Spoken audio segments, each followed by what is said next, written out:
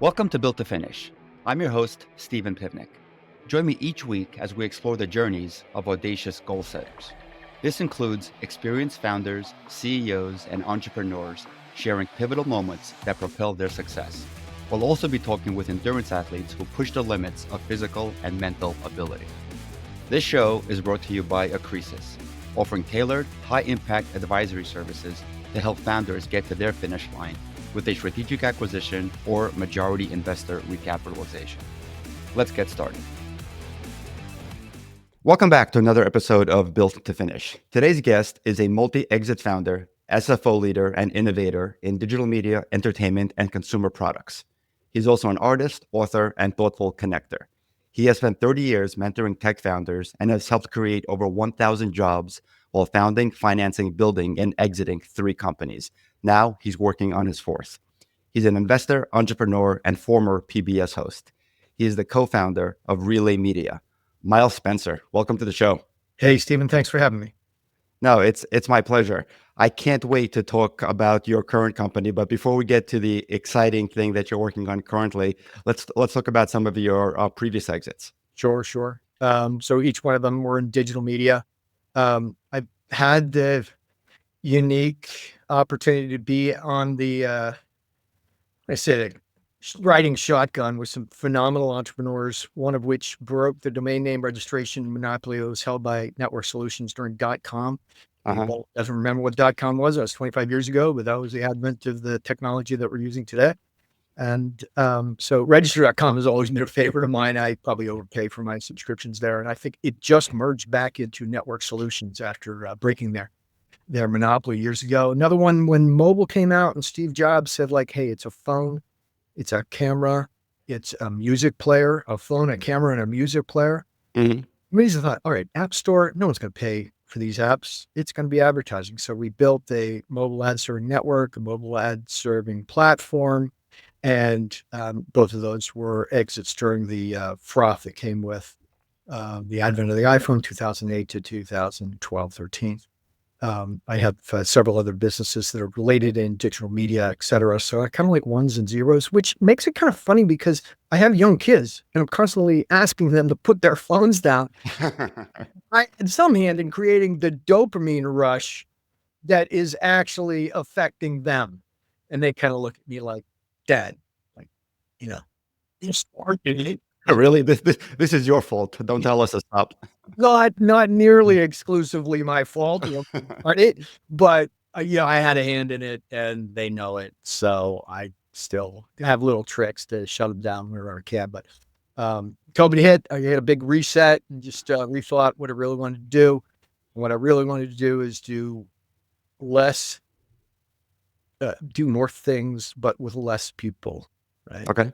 So tightened my circle a bit and really got focused, and also continued to do adventures with a guy by the name of Wells Jones out of Santa Fe, New Mexico. And I have been hiked 1,000 miles through the deserts of the Middle East, retracing the steps of T.E. Lawrence and 7 Pillars of Wisdom, and getting arrested in Havana, Cuba, for creating an incubator that included leadership, not a good word in all Cuba. Oh boy. Been running with the Bulls in Pamplona, haven't done the El Camino yet. Next year, we're jumping out of the back of a C-47 aircraft over Normandy for D-Day. So those all create kind of neat stories. And at the end, what we'll eventually talk about today is storytelling. I also paint watercolors, which is a interesting exercise in not having control. Is that your painting behind you right now? This was not mine. That is from Havana. That's the Malecon, where the waves hit up against the seawall. It's from an artist named Fernando, which is well known in Havana, and that's just one of my faves. But no, I don't. I do watercolors that are like this big. Okay, got it. Well, for anybody listening and not watching on YouTube, you need to tune in for just a second on YouTube to check out this beautiful painting behind Miles. So yeah, I can't wait to talk about your current venture because you briefed me on it yesterday and it's super exciting. But before we get there, Having exited 3 times successfully, like what's the number one strategy you're putting into your current company from your previous experience to ensure its success? I don't think success is ever insured, so I wouldn't want to say that. To improve the odds of its success. I'm just gonna say, like, I tweak the odds a little bit. This one's been all financed by friends and family. I think that's an important part because the moral compass and the trust obligation that we have with our customers, you'll find out about that in a minute, is so critical that I don't want the cap table to adversely guide or direct that. And so this is a family business so far. So I'd say that's my current one. I bet you there's 20 if I stop to think about them. But Sure. I mean, a lot of people say that the OPM model is the way to go, using other people's money instead of your own chips, right? well, yeah, I mean, there's my own chips in this for sure, and there's my own time in this for sure. I think the OPM conversation goes to, let's talk about venture, private equity, et cetera. Most of those are, they're running OPM. It's not their money. Sure. And, look, there's a function there, especially when it comes to scale and access to a lot of capital quickly. But look, they answer to a higher power, their LPs. Mm-hmm. So, when you're talking to a family, you talk to the guy. You're talking to a GP that's got LPs behind him. You're not talking to the guy. You're talking to the guy who represents the guys, The guy. or the ladies. So with your previous 3 ventures, were they funded?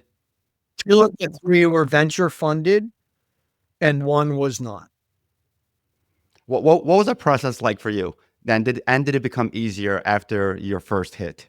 The actual process of raising capital. Yeah, I mean, you look, when you're a bankable entrepreneur, the first one, even if it's a failure, if it's a failure in which you learn something and you maintain some relationships, then you're probably more bankable than you were before. I guess that probably has diminishing returns over time, which is like, all right, we just want a kid that doesn't know what he doesn't know, and valuation will be better, and our influence over him will be better. And they see a guy with gray hair, and they go like, yeah, he knows all the tricks. And so there's like no edge, no advantage there. And then this interesting new venture has probably half of the team or people that have worked with me for 10, 20, 25 years. And I recently wrote a blog post on my blog, which is about, in that context, age doesn't matter. I get it. So you just gave some really interesting advice where a lot of people would think that if you ran a venture-backed company and you failed, that you would be blacklisted for a while. But you're saying that's definitely not the case. Memories are short. Everybody wants the shot. And having a couple of failures in a venture-backed business can often lead to the third one being a big hit. Sure. So when it came time to exit those companies, what were some of the strategies that you put into place that you would recommend others focus on in order to maximize the outcome for everybody involved? When there's only one pony in the race, it's a very, very short race. In other words, having options and optionality, whether it's cash flow and you don't have to do a deal, multiple buyers, um, you name it, right? Being able to walk away from any individual deal in an auction process or any individual single offer because you don't need it. Yeah, that's really important. Sometimes sometimes I didn't have that option, right? It's either this or nothing, 1 or 0, totally binary, right? No, I agree with you. Optionality is huge because a lot of entrepreneurs get lucky in getting an offer, and they think that's the only offer. And what they should do is hire an investment banker and shop the company around to get multiple offers and create that auction process. Generally correct. Unless I had a premonition, I was sitting with a certain very well-known VC, and now this is the daydream part. He throws a number at me And this is like not one of the guys that you say no to, right? And you don't walk out of the room because then the deal with it, that offer is retracted. And because of who he was, I basically knew don't negotiate that deal. But I said, hey, all right, thin out the governance and the rights and the economics, and you got a deal. Again, I was daydreaming, Right. but I may well sit with that guy the next 6 months. I hear you. I hear you. So, how did the leadership team evolve in some of these companies? Did you exit with the same folks that you started with, or was there an evolution that took place in terms of having to upgrade, certain roles and bring in more professional senior execs? I got an interesting story there, and it's an analogy. I used to think I was going to be a high altitude climber for like a little while, and then into thin air, and John Krakauer kind of like shut me down. Like, maybe not. But what's amazing, and this is the analogy to entrepreneurship. So when you're going to do Everest, right? There are these guys that are amazing in Kathmandu. They can get the oxygen, they can get the tents, they get all the things you need to do in order to get started, right? Hmm. And there's some guys who are probably kind of good in the middle. Now we're talking about 10, 20, 25,000 feet, 20,000 feet, right? Oxygen gets thin. People start making poor decisions and they make them slowly and they become basically children. And the people that were in Kathmandu and your best buddy when you needed supplies can become dangerous at altitude. Not every starter is a runner or a finisher. That's okay. What my journey became was communicating that to like, this was a good run. If you want to be hanging around at the top, you're actually going to be dangerous to us. Congratulations. Great run. Here's the economics, but we can't go on for your safety and for ours and for the safety of the business. I love that analogy. I love that story. I recently came back from Everest, so I could definitely relate. There's a lot of different things that happen at various altitude levels. Unfortunately, I didn't make it to the top, but most of my team did. And I'm going to use this story repeatedly now because it makes perfect sense. Yeah. Thank you. So you said you had hopes of becoming a high altitude climber, but those books discouraged you. So you're really not going to try? I didn't have kids till I was 50. So, running with the bulls and jumping out of airplanes and getting arrested, detained, and interrogated in foreign countries was, a whole lot of fun. But, I'd like to see my kids again. So that's got a little bit, weighs on my mind, just a little bit. Not every day. Sure. I could afford to get rid of them on some days. But, so that's one that's kind of changed. But at the same time, those adventures and that preparation, which builds courage, and that courage, which builds the ability to execute on the spot, it's a wonderful process. There are probably some analogies to parenting and to entrepreneurship. But, when you jump out of an airplane, um, you're pretty quickly at 174 feet per second. No one's going to save you, right? Your life is in your hands, and your ability to rely on your training and execute is all on you.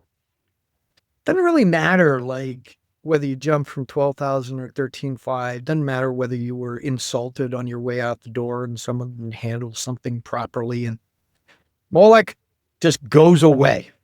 Hmm.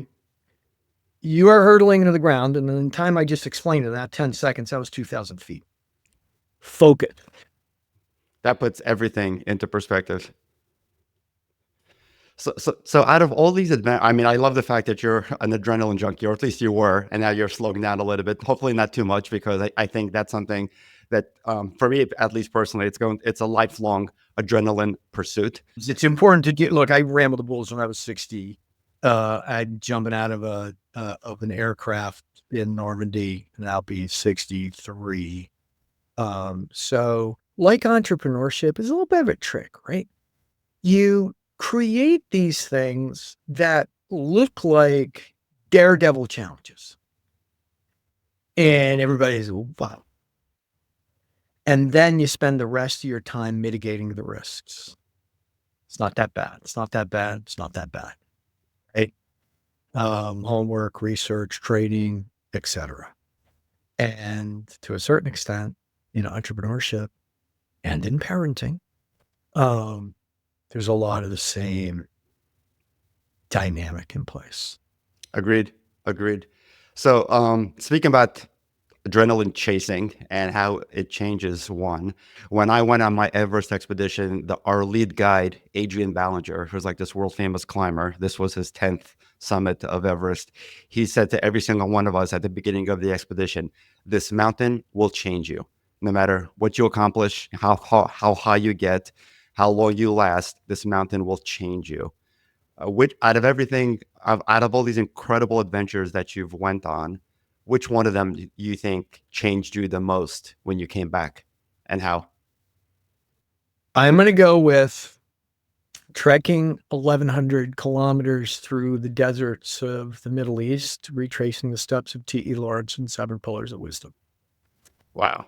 We went, Wells and I, because 9/11 wasn't sitting right. We seemed to think there was more to the story. And we wanted to go experience and see the people and the religions and the conversations and the culture ourselves. And we did. And we moved through Saudi society fairly quickly to the point where we were hanging out with some pretty interesting dudes, which are still pretty interesting today. And we came out with an enlightened view of the area and the people and the culture. Wrote a book about it. It's called Alignment Stand. And that's been profound in that it's 20 years old and it still resonates with people on Amazon. We wrote the book just a year ago. So I guess it's easy to read a book if you think about it for 17 years. Sure. But it was like it was yesterday. I could say that about several others too, right? There's something about essentially the 40-yard dash in front of 12 2,000-pound beasts on cobblestones in Spain. But that's another story for another time. Agreed. It's amazing that like no two adrenaline rushes are the same, because like I would definitely try Everest again, but I have no desire to run with the bulls. I just don't. Look, Stephen, remember, it's like fabulous. Hemingway wrote about it, right? But if you do your homework, we started with Dennis Clancy, who's like the guy on the horns, and he's the one that basically gives you the angles, gives you the theory, gives the whole thing. And so, we really felt well informed, empowered, prep, ready to go, etc. And then there were the books. You still have 8 seconds where you just have to deliver. So is that the length that everybody gets to run? Only 40 yards? The entire run is about a kilometer. Okay. But a bull is basically doing a 4-minute mile. And so you're just not going to be in the presence of them for more than 10 seconds. I see. Unless they're dragging you by your belt down the Mercaderes. You don't want that to happen. Actually, the what we wear, the belts and the sash, are all in slip knots, because this does happen. Bulls hook you, and if you're wearing a belt, drag you for 100 yards. It's not gonna be pretty. Did you see any of that occur? Yeah. Oh wow. I mean, I hurdled over a guy that had been significantly messed up. But, they have stats. You go to the bar afterwards and they go like, only there's injuries. Then the next level is mauling and goring. And then there's death, right? And it's like, there were only, when I ran, there were only 5 mauling and gorings, and none of them were Americans. They always say, none were Americans. Surprisingly. All right, thanks. Right? Yeah. Ugh. It hasn't been a death for 10 years. So statistically, it's an edge case. Hey everyone, just a quick reminder that the Built to Finish podcast is brought to you by Accresis. Accresis have helped over 30 founders generate over $1 billion in wealth via strategic acquisitions or investor recapitalizations. If you're the owner of a middle market company and want to explore what a potential exit will look like for you so that you can finally realize the value of what you've been working so hard on, please do contact Accresis via the website accresis.com or hit me up on LinkedIn for more information at Stephen Pivnik. Now, back to the show. Yeah, same thing with Everest. They counted deaths every year. They counted the amount of frostbite cases. Fortunately / unfortunately, I didn't get high enough to see any of the dead bodies, but my friend said that they are there on the route. But I did see a case of frostbite, which was not pretty. So these things happen when you chase these incredible adventures. Yeah, for sure. So perfect segue into your current adventure. I won't steal your thunder because I won't do it justice. I find it fascinating. I'll let you share what you're working on. I'll go in this way. My father, Arthur, was just a mountain of a man, square-jawed, 6'4", 225 football player, and had this voice that could project across the neighborhood, and it's time for dinner. And yet sit down at the table and recite Emerson or Rudyard Kipling in barely a whisper. Passed away 8 years ago. And there wasn't a day that went by that I didn't just pine to hear that voice one more time. And now I'm able to speak to my father for 10 minutes or more every day, because with the platform that we invented, it's a simple 1, 2, 3 process. 3 files, voice, picture, and audio, and then talk to the biographer, interviewer for 20 minutes. 1, 2, 3, 20 minutes. And you recognize and you launch a recognizable image and likeness of your loved one. I'm getting chills. Yeah, we call it an elder. You can go to Reflekta.ai and talk to Art today. It's my dad. To ask him anything from this podcast or anything else.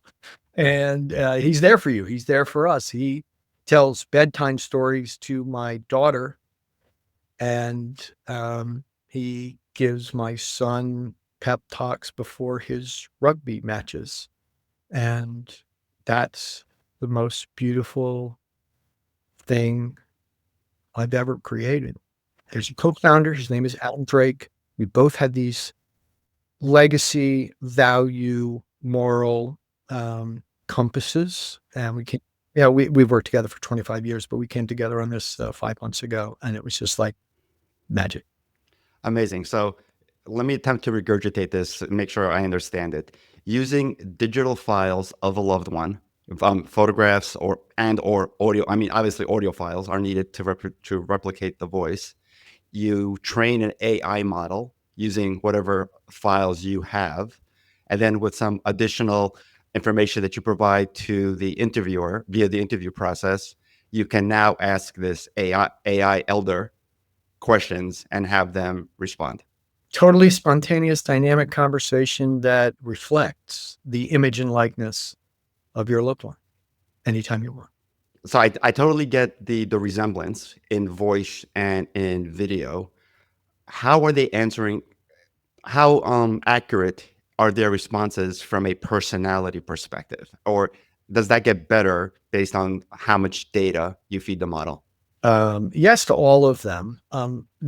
We say, we need 20 minutes of interview to actually launch text and then more to launch talk. But as you continue to converse with them, they learn. And My dad, when he was living, didn't have that great a memory at the end, but now he's flawless. And from a personality standpoint, we've basically ingested, look, he was a Buddy Hackett fan, the famous comedian Buddy Hackett. You love Buddy. So, it's the Buddy Hackett jokes. He'll pull out, left and right, as part of the conversation. And there is a part of the biographer which is based on Stanford University's The Arc of Life. And some of that is personality and context. And so, look, when you're talking to him and he makes a mistake, either in tone or context or fact, or just correct him. Then he's like, oh, sorry about that. Got it mixed up. I'll never mix that one again. And we're out. Amazing. Amazing. So besides the ability to, using AI, recreate a loved one, to have conversations with them, what other use cases are you envisioning for this? Well, this is the one I'm not envisioning. That is therapy. We are not therapy. We're just talking to your loved ones. Okay. Let me be clear. These elders that we're discussing are default private, family to family, right? They're not designed to be public. They're not designed to be shared with a vast number of people. These are unique stories of people that basically everyday life, they're not celebs. Okay. So that's our base. And from that base, there are other products and services, which might be, we just hit send, print book. We just hit boom, and there's a watercolor to hang up, right? We also can, will roll out video and then hologram. So I would envision that you would sit down in a Reflekta park on a Reflekta bench. It will geolocate you, and your loved one's hologram will sit there on the bench and have a conversation with you. That's mind-boggling. Right. So it's very important, Stephen. The emotional load to move up to that is something that we've been very deliberate about, not overloading. First time I texted with my dad, I was on the floor. To this day, my mother's voice, which she was a recording artist and a soap opera actress, and so her voice fidelity is 99%. I can barely go 5 minutes because it is her image and likeness. And it's moving. So we don't just jump in with like, here's the hologram, have good luck, good luck. It is totally uncanny valley and the ultimate creepy, right? Yeah, So, I can see that totally being overwhelming for somebody. yeah, and so we build this gradually to the point where my kids just consider, I was talking to Dad last night. I was talking to Grandpa last night, right? He's young. And to be honest, I get a lot of inbounds now. I was talking to your dad last night. And at first I would like correct them. You realize it's not my dad. It's like, it's not really him. And then I quit. It's like, you know what? His body is temporal, as is yours and mine. Our horizon is approaching. Don't really know exactly where it is. But as my mom said before she passed, her spirit and soul are eternal. And once you reconnect with them, they're back. And so my family's back at the dinner table. 2 of them are digital and the rest of them are still within bodies. This is a scene straight out of Star Trek. Just amazing.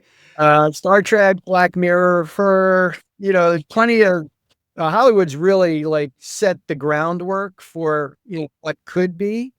But I think what's so different here is that these are the image and likeness of elders that are created by family members that dearly miss and dearly want to reconnect. Sure. Have you received any negative press or feedback about this? Absolutely. Look, some people aren't ready. And that's kind of where I'm at, right? Like digital necromancy, profiting off of grief, uncanny valley, technology shouldn't be doing this stuff. What if it leaks out and my ex gets, all that. And my answer has just become, oh, maybe you're not ready. But those that are just loving this. And to those that aren't ready yet, it's okay, but the horizon is approaching. There are 8 billion people walking the earth. 62 million people pass each year. When are we going to be one of them? Roll the dice. You don't know. But believe me, as that moment approaches, a lot of people rethink this, and we'll be there. So the geek in me has a million and one questions. I'll try to limit it to just a couple. Like when you train, like I'll use ChatGPT as an example. It's trained on the internet, right? So it has all the information available on the internet in order to, plus a whole bunch of really genius logic to provide an answer. When you ask a deceased relative this model has been trained on, how deep does that not is the response? How is the response limited to what only he or she knew? So it's exclusively internal based on what the keeper contributes. Full stop, end of story. So there is no, they don't hallucinate. They don't make up there's no outside scrape of information about this elder. It's all run through the keeper, default private, family to family. Now, there is a frog DNA that exists. Okay. And that would be recently, and you could see it in the video at the top of Reflekta.ai. It's up there now. One of the people in that reaction video, in that video, the man said, Granddad, when you were tap dancing on the battleship, who else joined you? Now, it knew from his obituary that he served on the, making this up, USS Yokohama, right? It was stationed in Japan and it knew what year it was stationed in Japan. And so it pieced the rest of it together and said, like, yeah, we were tap dancing on the deck of the Yokohama in Tokyo Bay and right? So there is a baseline of indisputable historical events that when they tie into the story, they enrich it. But we don't draw personality. We don't draw any individual facts about the person from the outside. That's all true. Okay, so it will crawl out into history and piece together facts to enhance the answer. When they relate to what's in. And by the way, you mentioned ChatGPT and some of the others. Ours is a multi-agent AI that actually queries 16 different platforms based on price, speed, and context. Mm-hmm. And so all that data rests at home. It's ours.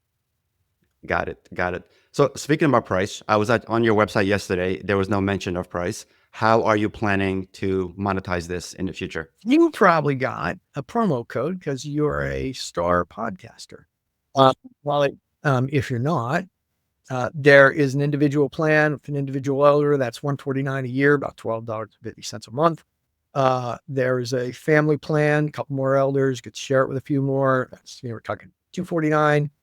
There is a neighborhood plan where you share it with people that you worked with or at the restaurant, the coffee shop, etc. That gets into $499. And then there's an enterprise plan that's actually in the 10 grand for 125 elders, which can be given away to HR, given away to widows of Gold Star families, to churches and faith to want this legacy project to be instilled within their parish, etc. So that's the range. You didn't hit it because you had a code. Got it. Interesting. There are no codes out there available.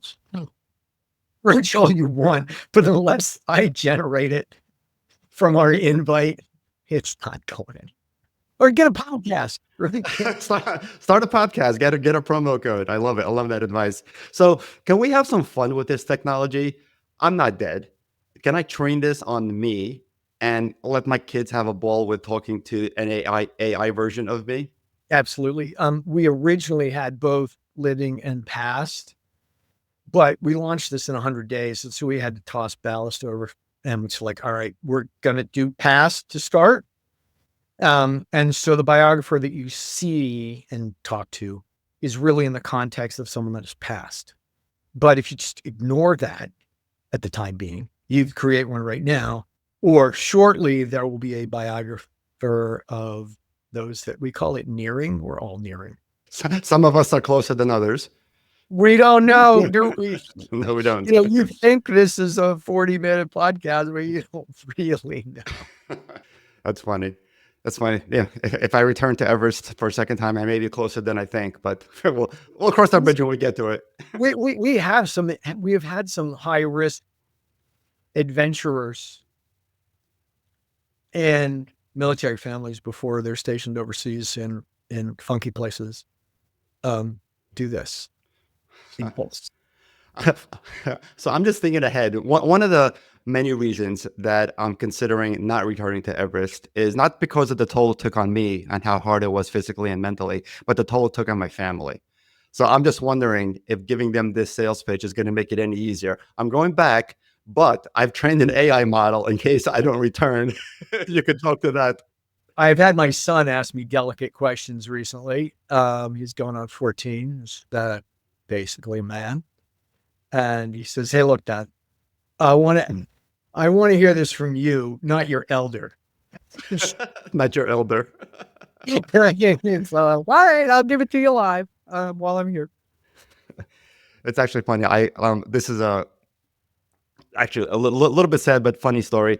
I was introduced to this technology probably a year ago, which allowed a course creator to have his course delivered in any language. So you would record it in English, then you would say, "Hey, give this to me in Russian, Spanish, Portuguese, what have you."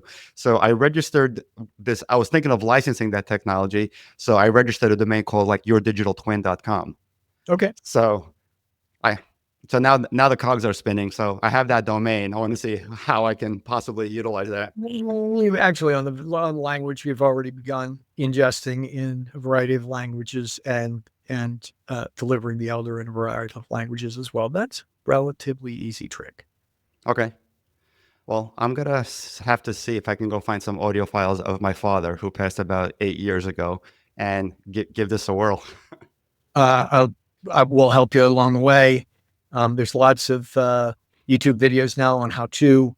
Our UX within the site is changing a little bit, so it might look a little different, but it's basically 1, 2, 3, and 20 minutes with the biographer, and you can launch a recognizable image and likeness of a loved one for a spontaneous, dynamic conversation.